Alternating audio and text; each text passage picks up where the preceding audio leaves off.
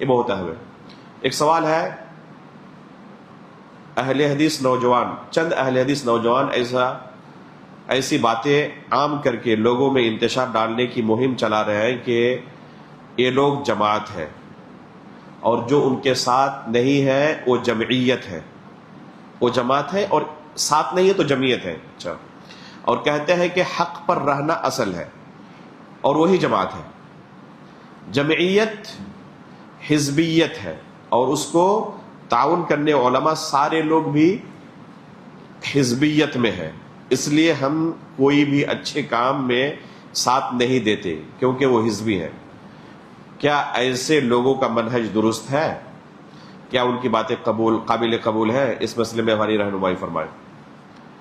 غلط فہمی ہے ایسے نوجوانوں کو جو جماعت اور جمعیت میں اس طرح فرق کر کے جمعیت اہل حدیث کے ساتھ جڑنے والوں اور جو ہمارے کبار علماء ہیں ان کے تعلق سے اس طرح منفی تاثر دینے کی کوشش کرتے ہیں۔ اکثر و بیشتر ایسے نوجوان جو لوگ پائے جاتے ہیں، جو ہم نے دیکھا ہے، اکثر و بیشتر یہ یعنی اہل علم میں سے نہیں ہے۔ اکثر و بیشتر ایسی باتیں کرنے والے یہ اہل علم میں سے نہیں ہے، علماء کا طبقہ نہیں ہے، یہ سفہاء الاحلام میں سے پائیں گے، نو عمر ہے، کم سن ہے، ابھی ہلکا پھلکا پڑھنا لکھنا شروع ہی کیا ہے، ان کے سامنے کوئی حدیث کی کتاب رکھ دے، شرح حدیث کی کتاب رکھ دے، عقیدے کی کتاب رکھ دے تو پڑھ بھی نہیں پائیں گے۔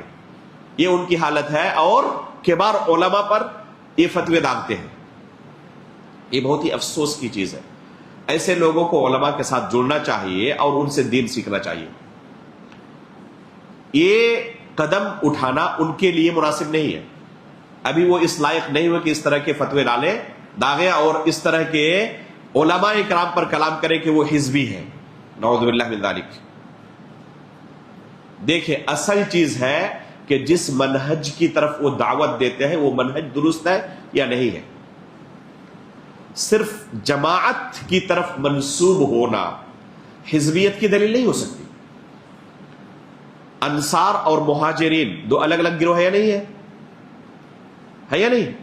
جو انصار ہے وہ مہاجر نہیں، اور جو مہاجر ہے وہ انصار نہیں، تو کیا کہا جائے گا؟ کوئی اپنے آپ کو انصاری کہے اور کوئی اپنے آپ کو مہاجر کہے تو وہ حزبیت کی دعوت دے رہا ہے؟ دونوں کے منہج میں کوئی فرق ہے؟ کوئی فرق نہیں۔ تو اگر کوئی کسی جمعیت کی طرف اپنے آپ کو منسوب کرتا ہے، کسی مدرسے کی طرف اپنے آپ کو منسوب کرتا ہے، کسی ادارے کی طرف اپنے آپ کو منسوب کرتا ہے، اور اس ادارے کا منہج، اس جمعیت کا منہج اہل سنت والجماعت کا منہج ہے تو کوئی حرج نہیں۔ لیکن اگر اہل بدعت کا منہج ہے، وہ منہج فالو نہیں کرتا جو سلف صالحین کا تھا، تو ظاہر سی بات ہے کہ پھر وہ حزبیت ہے۔ اگر وہ معتزلہ کے منہج پر چلنے والا ہے، خوارج کے منہج پر چلنے والا ہے، قدریہ جہمیہ کے منہج پر چلنے والا ہے تو حزبیت ہے۔ یہ علماء اکرام پر کلام کرنا یہ خود ایک فتنہ ہے، خصوصاً ایسے لوگوں کی طرف سے جن کا علم پختہ نہیں ہے، جو ابھی شرعی مسائل کو پڑھنے کی بھی اہلیت نہیں رکھتے، اور یہ چلے ہیں علماء اکرام پر فتویٰ داغنے۔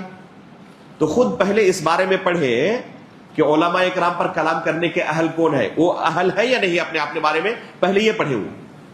تو یہ بہت ہی افسوسناک چیز ہے۔ ایسے لوگوں کو ہمارا مشورہ ہوگا کہ آپ پہلے علم حاصل کریں اس کے اصل مصادر سے۔ علم حاصل کرنے کا کیا طریقہ ہے ابھی ہم نے بیان کیا درس کے اندر۔ علماء اکرام کے درس میں جا کر بیٹھے، بتدریج علم حاصل کریں، صبر کریں ایک لمبی مدت تک، اور پھر جب علم آ جائے گا تو خود خشیت آئے گی، اور اس طرح کی زبان استعمال نہیں کریں گے آپ، اور کسی اہل علم پر الزام نہیں لگائیں گے۔ اللہ رب العالمین ہمیں ہدایت نصیب فرمائے، آمین، تقبل رب العالمین، وصلی اللہ علیہ